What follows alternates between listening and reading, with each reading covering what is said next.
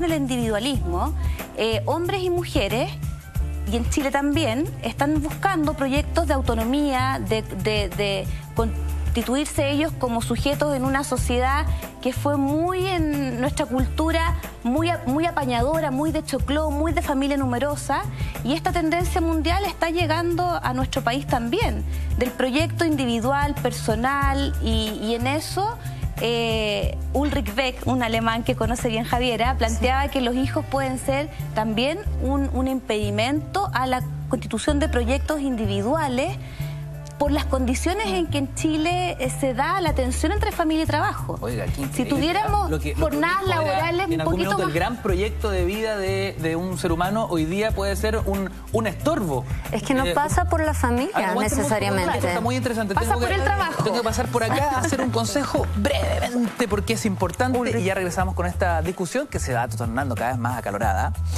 Y si a ti te dicen que tu AFP puede aumentarte el sueldo, es para no creerlo. La verdad, yo tampoco lo creía. Pero Gisela Salgado se cambió y me explicó que ahora paga menos comisión que en su antigua AFP.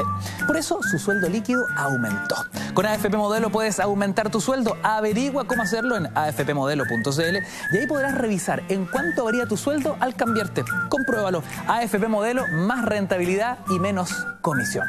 Queridos amigos, con el hashtag Cultura Verdadera, @mentiraslarred, hacemos un nuevo lunes, hoy radiografiando a la familia chilena. Javiera, te quité la palabra, luego viene Cristóbal. ¿Esto de que un hijo se puede convertir en un estorbo hoy? No, a ver, yo pienso que en realidad, a propósito de lo que Pamela decía de los proyectos de individualización de los sujetos, que hoy empiezan a primar más, ponen en dificultad la idea de que la realización de las personas pasa por hacer familia, o la realización de una mujer especialmente pasa por la maternidad necesariamente. Hoy en día tenemos mujeres que estudian cada vez más años, que hacen carrera profesional, que quieren realizarse en ese ámbito, y muchas veces una estrategia para lograr una competitividad o una inserción a la par de sus pares masculinos es el retraso de la maternidad, ¿no? Y eso también genera nuevamente el problema que Pamela señalaba, que es la crisis de los cuidados, porque estas mujeres, además, cuando deciden tener hijos, se ven enfrentadas a la disyuntiva de conciliar demandas del trabajo y demandas de la familia, ¿ya? Activando también un problema de la crisis de los cuidados que tiene que ver con un soporte estatal a nivel de políticas, programas, derechos de apoyo a la inserción laboral de mujeres. Y también de hombres que son padres y también se hacen cargo del cuidado. A ver, es que importante la palabra del Estado, Cristóbal, porque cuando vemos un Estado que no se hace cargo de manera integral y de manera, digamos, satisfactoria en cuanto a educación, en cuanto a salud, la verdad es que dejar un hijo, sacar un hijo al mundo, uno se llena de temores, ¿no? Si con suerte uno se las puede arreglar uno solo, ¿qué hago con un primogénito? Mira, a ver, lo veo desde dos perspectivas, que es una perspectiva actual y una perspectiva histórica. A ver, desde el punto de vista actual es verdad, hay una crisis bastante grande, piensa tú, como no hay recambio demográfico, el problema es que, no ahora, pero sí, como decía Carolina, en, no sé cuántos, 50 años más, etcétera, o 40 años más incluso, nosotros vamos a tener un gravísimo problema de orden económico después respecto al sistema de pensiones, ¿ya? El sistema de pensiones va a tener que cargar con una cantidad enorme de personas que están en edad de jubilación, ¿ya? Pero la cantidad de fuerza laboral que va a haber no va a ser necesariamente igual de grande para sostener esa población envejecida. Y eso es un problema que ya están viviendo los países del primer mundo, fundamentalmente estoy pensando en Europa, la Europa occidental, Alemania, Francia, Dinamarca, ¿cómo se llama? Holanda, Suecia, etcétera. Son todos países que están extremadamente envejecidos, que tienen tasas algunas regresivas, ya ni siquiera de recambio, o sea, donde en definitiva tú tienes tasas de 0,9, 1, digámoslo, y eso va a traer eventualmente como consecuencia una crisis del sistema de pensiones, va a traer como consecuencia también quizá un tema de carácter cultural y social respecto a cómo nosotros tratamos en definitiva la vejez, ¿ya? Y si a eso le sumas también que la esperanza de vida cada vez se hace más grande, ¿ya? Porque, bueno, la técnica, la ciencia médica, etcétera, aumenta la esperanza de vida, bueno, tú ya te puedes imaginar el panorama. Lo que me lleva a la segunda parte.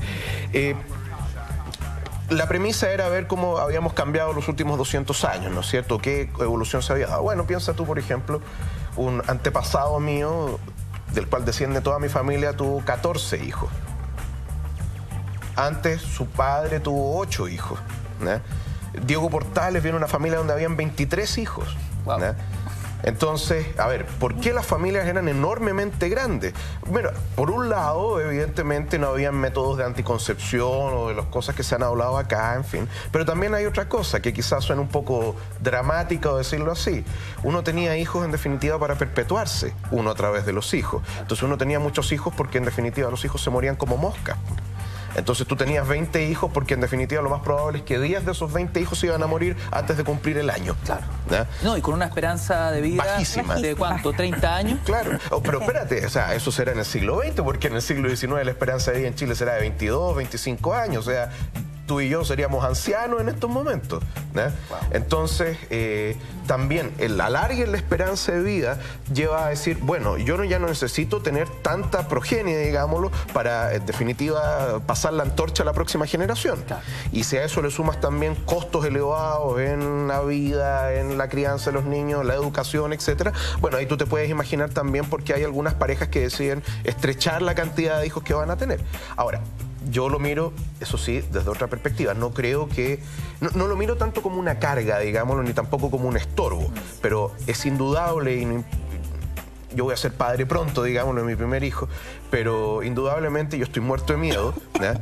Y sé que va a ser extremadamente difícil, ¿no? Ya debe haber sido difícil para mis padres criarme a mí, a mis hermanos en algún momento, lo deberá ser también para mí criar a mi propio hijo, pero no lo miro como un estorbo, sino que lo miro como un desafío.